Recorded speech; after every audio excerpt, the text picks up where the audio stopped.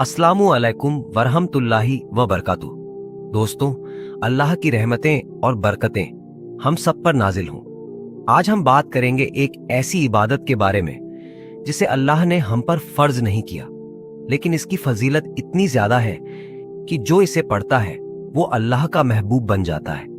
जी हाँ, हम बात कर रहे हैं तहज्जुद की नमाज के बारे में। तहज्जुद वह नमाज है जो आधी रात के बाद अल्लाह की मोहब्बत में उठकर अदा की जाती है। इस इबादत में ऐसी ताकत है जो आपकी दुआओं को अर्श तक पहुंचा देती है। आइए तहज्जुद की खास अहमियत और अल्लाह से इस मुकद्दस वक्त में मिलने वाली निशानियों के बारे में तफसील से जानते हैं। अल्लाह ताला जब तहज्जुद में दुआ कबूल करने लगता है तो कुछ खास निशानियां जाहिर होने लगती हैं। याद रखो, अगर अल्लाह आपकी दुआ तहज्जुद में कबूल करने वाला होगा तो आपको महसूस होगा कि आपका अल्लाह से ताल्लुक मजबूत हो गया है और आपके हालात में बेहतरी आने लगेगी। तहज्जुद क्या है? यह वह नमाज है जो हम पर फर्ज नहीं की गई, तो फिर इसका अजर इतना क्यों है? आपने कभी यह सोचा है?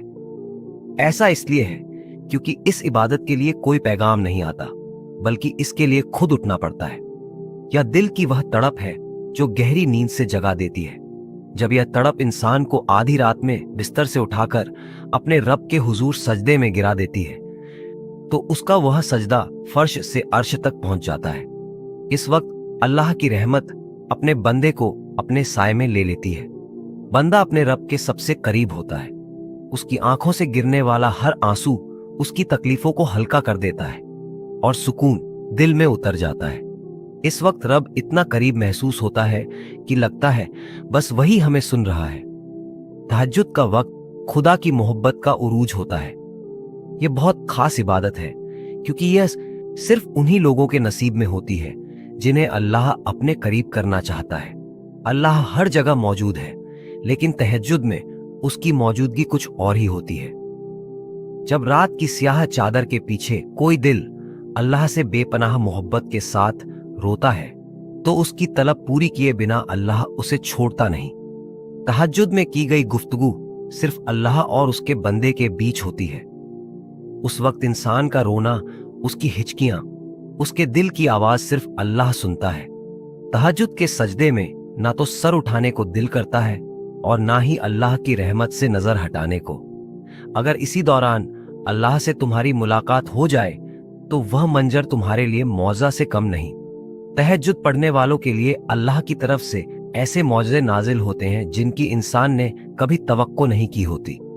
रात की तन्हाई में जब कोई अल्लाह को शिद्दत से पुकारता है तो सारे अर्श वाले उसकी तरफ मुताज्जिब हो जाते हैं। जब तुम अपनी अर्जियां अल्लाह के सामने रखते हो और सजदे में गिर जाते हो तो वह फरमाता है, मांग मेरे बंदे, तूने जो मांगा मैंने दे दिया। तहज्जुद में कुछ तो खास है, तभी अल्लाह अपनी इस इबादत के लिए पहले आसमान पर आता है। कुछ तो खास है, तभी अल्लाह सिर्फ चंद खास लोगों को इस इबादत के लिए चुनता है। अगर तुम्हें तहज्जुद की तौफीक मिल गई है तो समझ लो कि तुम्हारी दुआ कबूल होने की सबसे बड़ी निशानी यही है।